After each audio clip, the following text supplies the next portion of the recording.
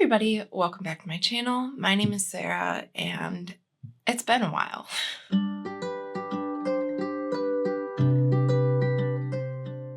As you can tell from the title of this video, this is the mid-year freakout tag. This is one of my favorite videos to watch every year. I believe this was one of the first videos I did last year. Anyway, this has been an insanely busy start to the year, and for an introvert like myself, it has been a lot of social, a lot of fun things, but I'm tired. I finally feel like I'm coming up for air, so to speak. I'm ready to get back on track with my hobbies, one of them being my booktube. I miss it here. I miss talking about books. I've read so many good books I want to talk about, and I have so many books that I need to read by the end of the year.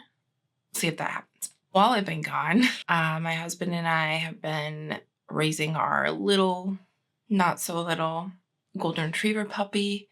He's 10 months and 75 pounds. He's huge, but is such a light in our lives.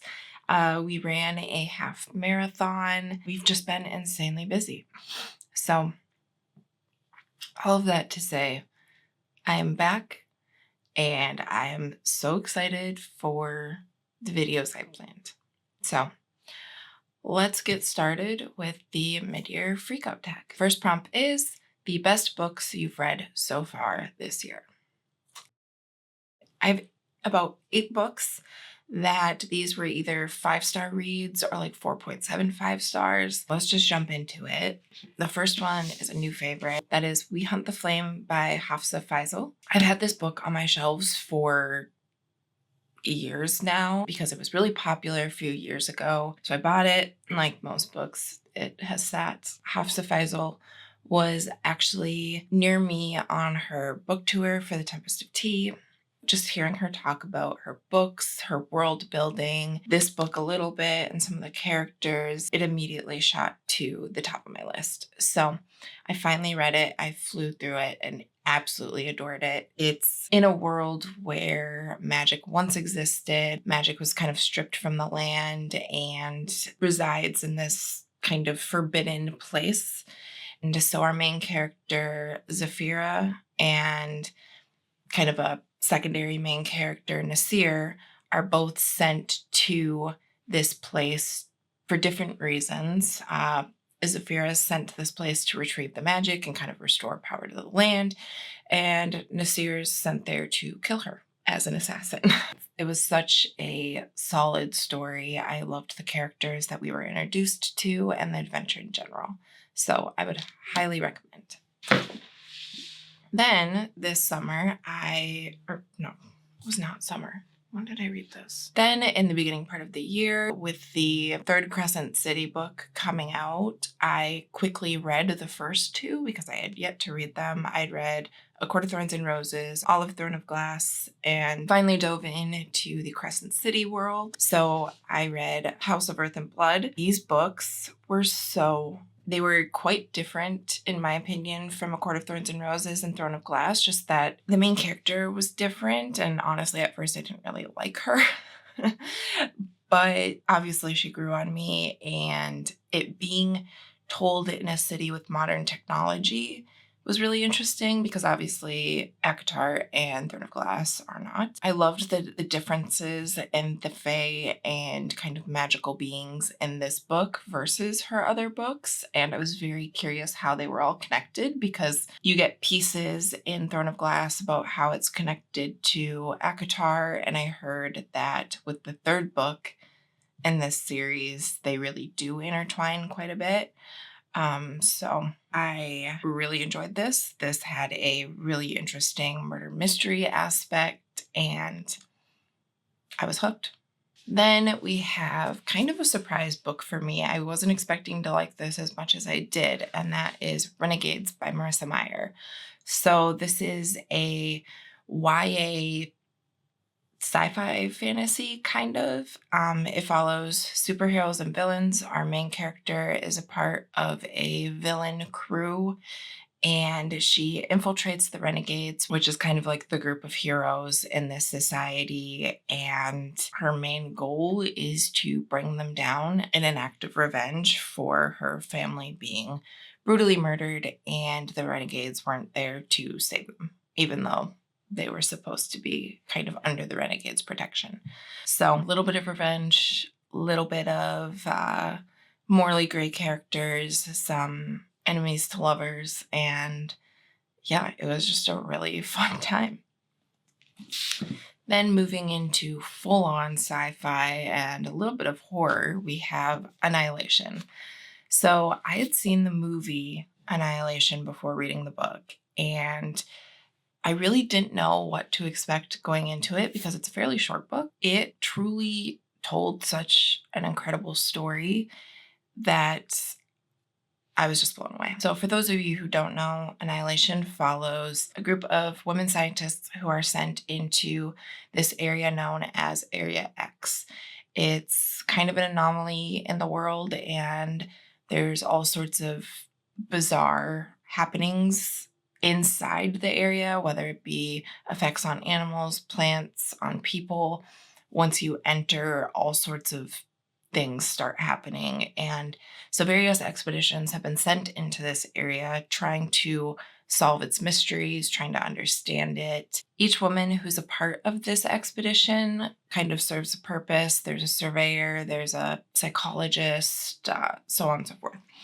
So they all kind of have their skill set and why they're on this expedition, trying to understand Area X. Our main character, her husband was actually sent into Area X, came out, he was not himself, and before she could get many answers from him, he was taken away by the government and eventually died under their care.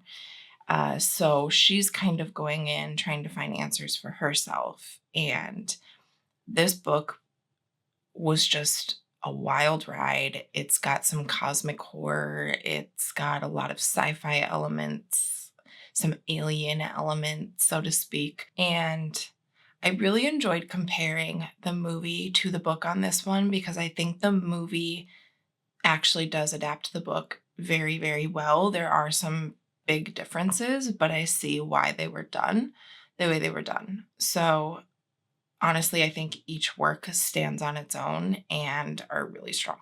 So I would highly recommend this. I would just say go in with an open mind and just stick along for the ride. Then we have We Spread by Ian Reid. This book was actually recommended by Gabby from Gabby Reads, and this book was wild. And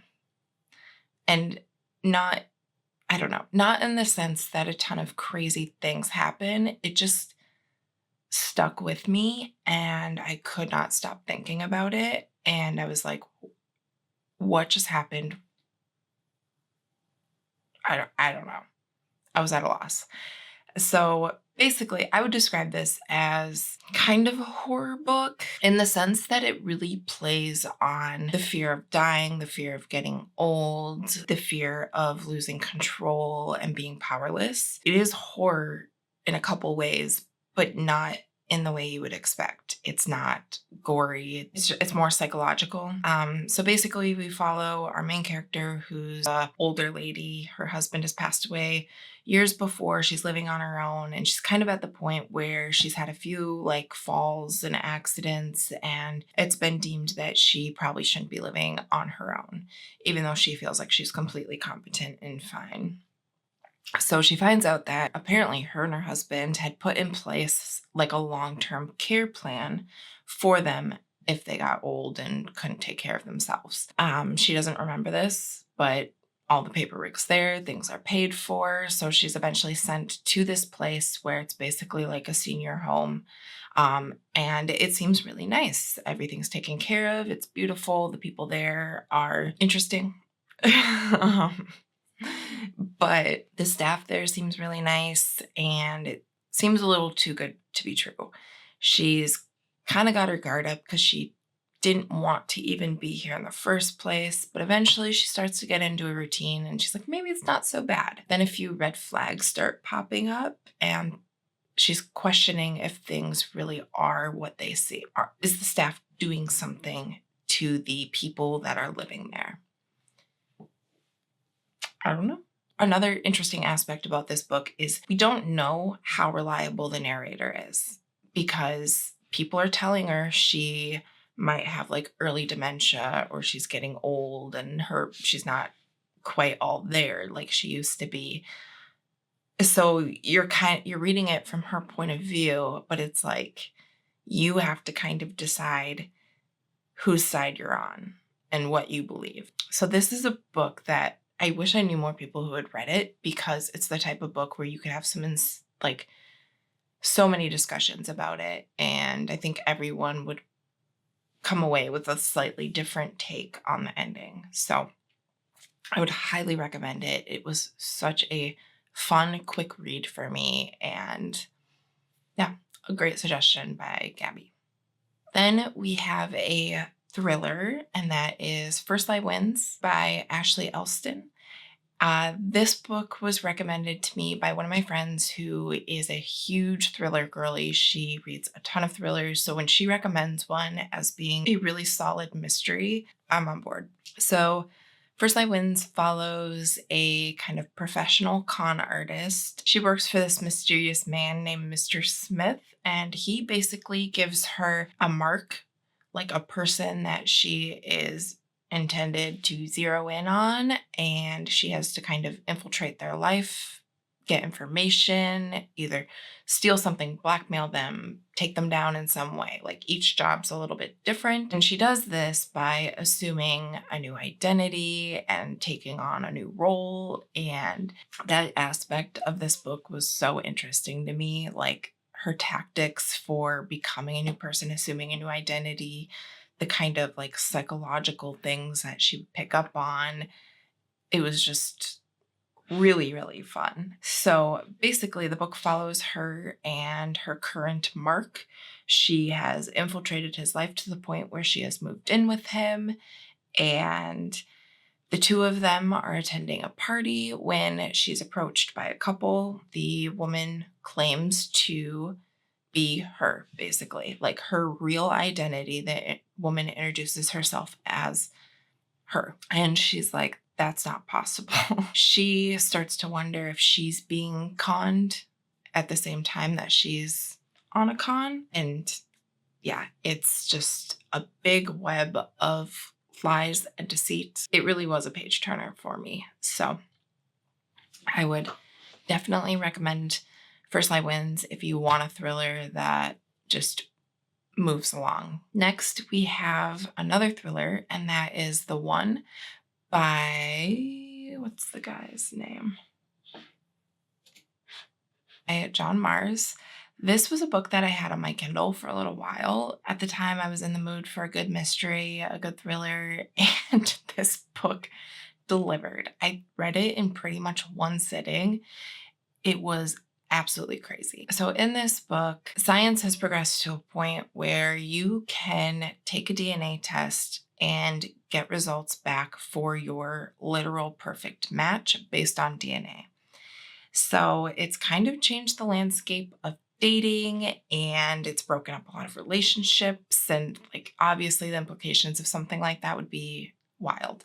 So in this book, we follow 5 different people and their journey on finding the one. This book is just crazy. One of the people is a serial killer.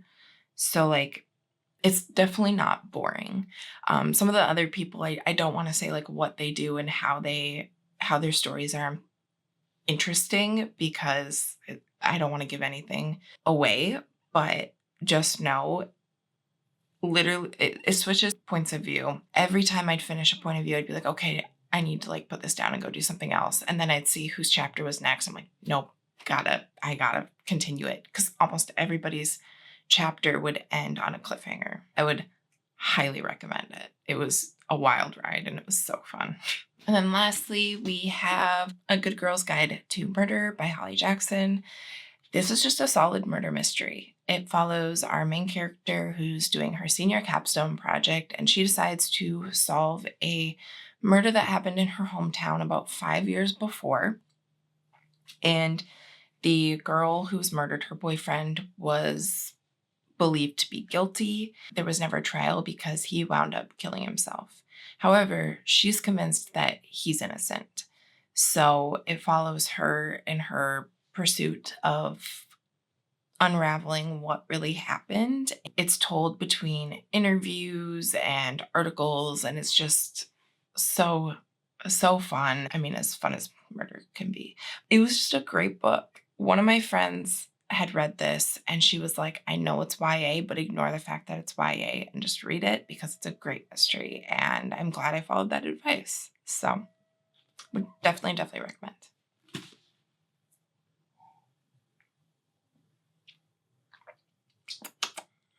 It's a good latte. All right. So next we have the best sequel you've read. So my first one has to be The Well of Ascension by Brandon Sanderson. This is the second Mistborn book in the first Mistborn era trilogy. This is such a fantastic fantasy series so far. I absolutely adored. Stanley got to this. I absolutely adored the first 2 books. So for those of you who don't really know what Mistborn's about, we follow our main character, Vin, who is living on the streets. She's called a street urchin. She bounces from various thieving crews, just trying to survive. She lives in a pretty brutal and oppressive world. In the first book, she discovers that she is a Mistborn, which is a person who has the abilities to use various metals to obtain certain powers. So the amount of metal you have, that's kind of the duration that you are able to have a certain power, and some metals are much rarer than others. The magic system in this book is so interesting. I absolutely loved it. It's a pretty hard magic system, so for those of you who like answers and like reasoning behind things, this definitely has that. It's not like Harry Potter where it's like you can just cast spells because you were born with it. So that's kind of where this story starts. She finds herself within a rebellion group who's trying to take down the final empire. Through that, she really comes into her powers and becomes a crucial asset to this rebellion. And it's just, the first book is great. It's a lot of character building, a lot of world building, a lot of explanation. So then the second book kind of follows Vin and the rebellion, without giving anything away, is a lot more political. It's a lot more of social strategy, negotiation, and war tactics. So it definitely takes a bit of a turn, but in such a good way. I absolutely loved this one. And yeah, I actually have the third book listed in this video a little bit later, so I'll give you my thoughts on that. Then the second sequel that I thoroughly enjoyed is Layer of Dreams by Libba Bray. This is the second book to Diviners. Diviners follows a group of people who have various psychic and supernatural abilities, but it takes place in a world where it's frowned upon to admit that you have these abilities. It's feared, and people just don't want to hear it. So in Diviners, it takes place in the 1920s, 1930s, which is also kind of fun. We follow our main character who has the ability to touch an object and see kind of in the past of what happened when someone was either touching that object or holding it. So she's able to glean information about people in that way. And because of that, when there happens to be a serial killer in the city, she winds up joining her uncle on a task force to solving these murders. And so she winds up touching objects of the victims and seeing how they died, which is just crazy. It's creepy at times. The mystery was fun. The characters were all really unique. The main character is very morally gray. She's not a character where you always like her, which I kind of liked. But yeah, so then in Layer of Dreams, the main character in the first book is still in it. Her story is more of like a side plot. It kind of shifts focus to a few other characters who have the ability to walk in people's dreams.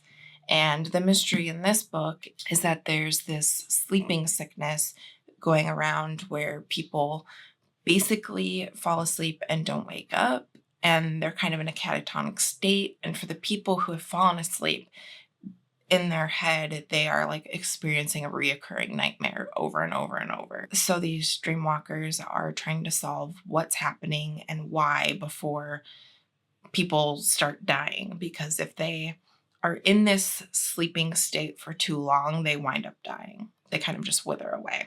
This was also a really fun mystery, and it was just so unique. So would definitely recommend the first two. I'm so excited to continue this series into the third and fourth book. Next, we have new releases that you haven't read yet but want to. So one of my top ones is The Last Murder at the End of the World. So this is by the author of The 7.5 Deaths of Evelyn Hugo. No. We're combining two titles here. The 7.5 Deaths of Evelyn Hardcastle, which is very confusing because that book and Evelyn Hugo came out around the same time and everybody was talking about Evelyn's.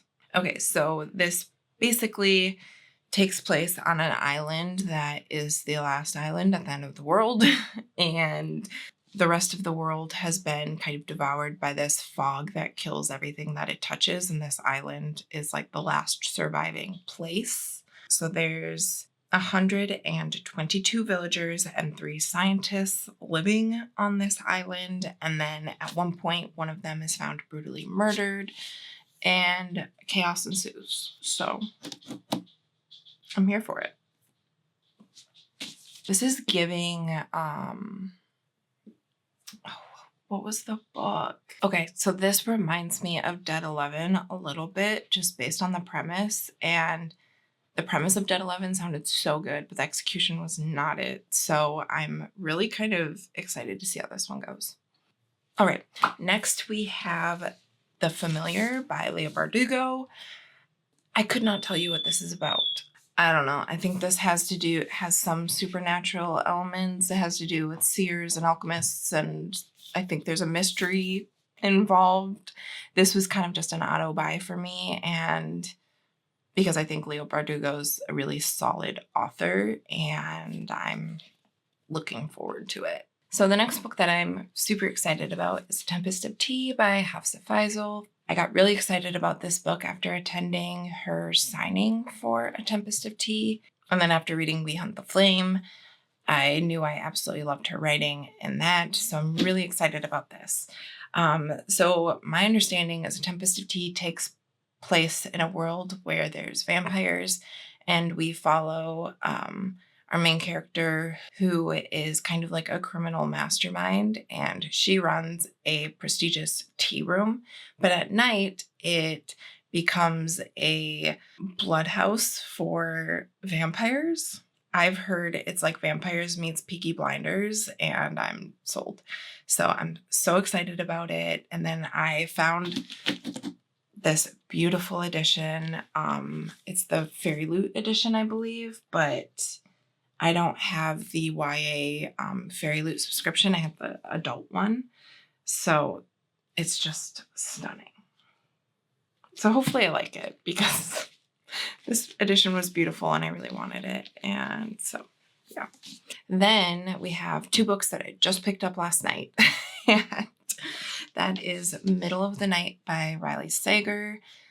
Riley Sager, I think, comes out with a new book pretty much every June, and I love his mysteries. Some have been misses, but most have been really solid. So I'm excited about this one.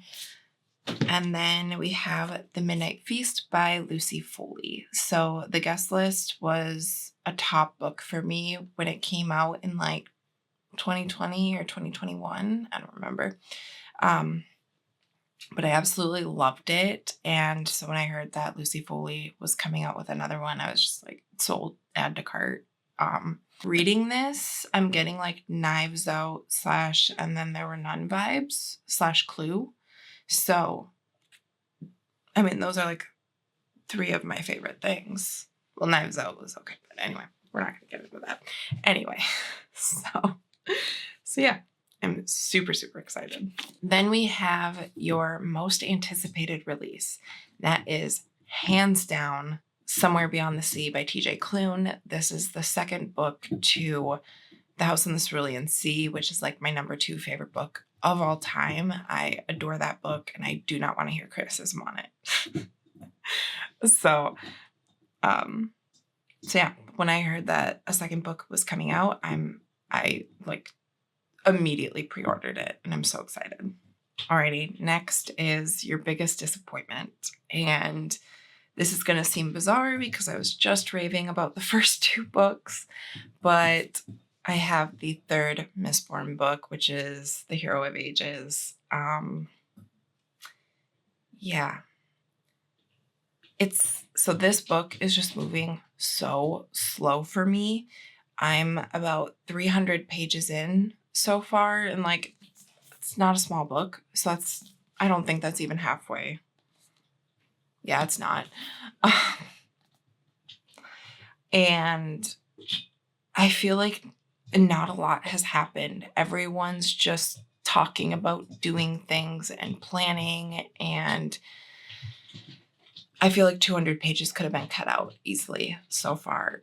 I'm struggling with this, which is so sad because I loved the first 2 and I'm really hoping things will pick up. But yeah, this has been my biggest disappointment so far. Alrighty, next is biggest surprise. As I mentioned, books like We Spread or Annihilation were surprises to me that I liked them so much. I really wasn't sure what to expect going in, but because I already talked about those 2, I think my other biggest surprise was Just for the Summer by Abby Jimenez. I'm from Minnesota. Abby Jimenez is a Minnesotan author, and so I've been following her for years. I went to her first book signing for the Friend Zone. Her dog Stuntman Mike gave me a potograph on my book. So like I've been like a kind of lurking fan, so to speak, but hadn't read any of her books yet. It had always been on my list, but just hadn't gotten around to it. And then I got an arc of Just for the Summer. So I finally dove in and read it. And I know her books are connected and there's Easter eggs in each book of other books. So like, obviously I should have read them in order, but if you don't, it's not that big of a deal. So I started with Just for the Summer, absolutely adored it. And I absolutely ate it up. I was on such a roller coaster of emotions. One minute I was annoyed, then at certain characters, and then I was laughing, and then I was tearing up, and then I was laughing again, and already. And then we have a new favorite author. So a new like all-time favorite author, I think I technically didn't read this here. That would be Rebecca Ross. I think I read those like right before the end of the year. So I think my current new favorite author would be Hafsa Faizal. And like I said, I absolutely adored We Hunt the Flame, and just hearing her talk about her books, her process, how she became an author, like, I don't know, it gave me such a larger appreciation for her as an author. Like, if you haven't gone to author talks or signings, like, it will completely change your outlook on an author. I don't know. It's so fun to hear them talk about their work. Anyway, Hafsa Faizal, definitely a new favorite author. Alrighty, and then we have newest fictional crush. I am not one to have fictional crushes. I've never had crushes on like movie stars, pop stars, guys in books.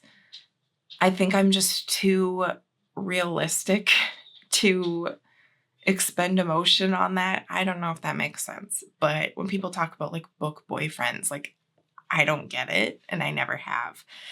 But if I had to say like any characters in general, I think it would be the guys in Abby Jimenez books or Emily Henry books. And honestly, that's largely because they remind me so much of my husband. And then I'm like, oh, my husband does those things, or he's like emotionally available in that way. I'm like, oh, I don't know. I just love the way Abby Jimenez and Emily Henry write their guys. And like I said, they often remind me of my husband. And yeah. Next, we have newest favorite character. That is hands down Radar from Fairy Tale.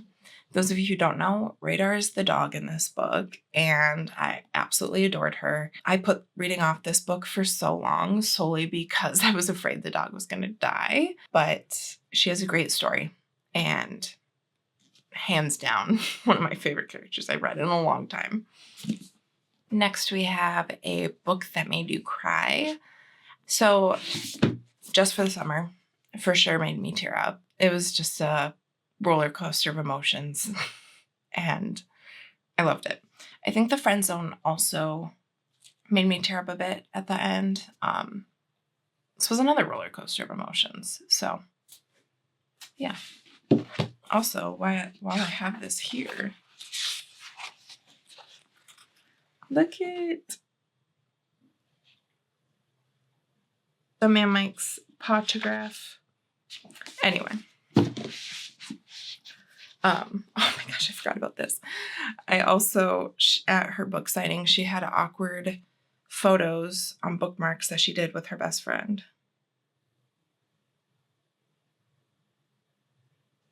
These are hilarious.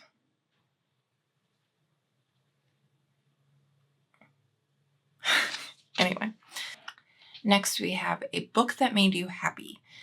So this is probably going to be a little unexpected because it's not necessarily a happy book, but reading it made me really happy. And that is House of Flame and Shadow by Sarah J. Maas. This is the third book to Crescent City. And yeah, this was a big book. I wound up reading it on my Kindle because it was so big. Yeah, God, this is heavy.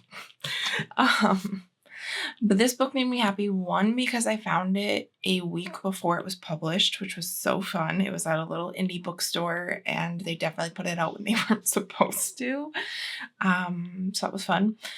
And second, because I loved how the world started to come together, and I'm excited for more of her books in these worlds because the crossover and understanding how everything was linked was really interesting. And I'm a sucker for that.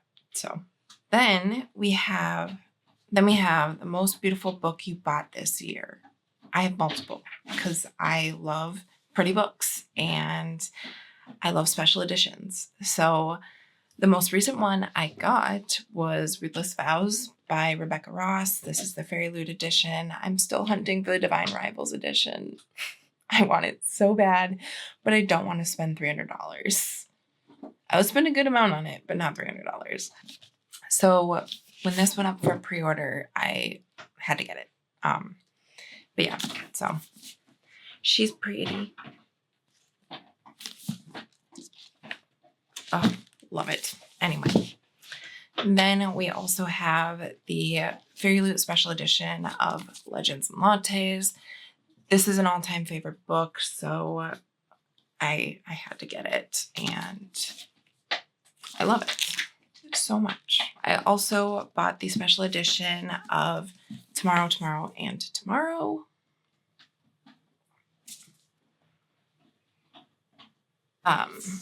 This book, when I read it, it wasn't an automatic 5-star for me, but it was a book that I kept thinking about, and the writing of it, following two characters over like a 30-year friendship and the ups and downs and the way the characters were written, it just is such a good book. And I still think about it, and I still just am a little bit in awe of it. So I adored this book. When Fairy Loot announced their special edition, I had to get it.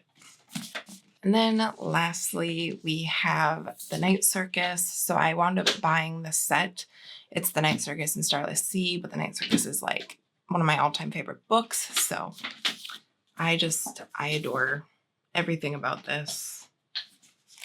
I love the cover. I just am in awe of it. And those are some of my prized possessions. And then lastly, what books do you need to read by the end of the year? Hands down, The Stormlight Archive by Brandon Sanderson. I've heard like infinite good things about Way of Kings and so on. So I'm so excited to finally dive into those. I believe another Stormlight Archive book is coming out towards the end of the year, so I really need to catch up. But in Brandon Sanderson fashion, they're not short. So I really, really, really need to get on that. And that is hands down the number one goal coming up. So far this year, I've read 34 books, and I've read some really, really, really good books so far. So I'm really looking forward to the second half of the year. I have a lot of videos I'm planning on doing, and like I said, I'm so excited to be back. So if you haven't already, hit that subscribe button and give this video a thumbs up. It really, really helps, and I'll see you in the next one. Bye.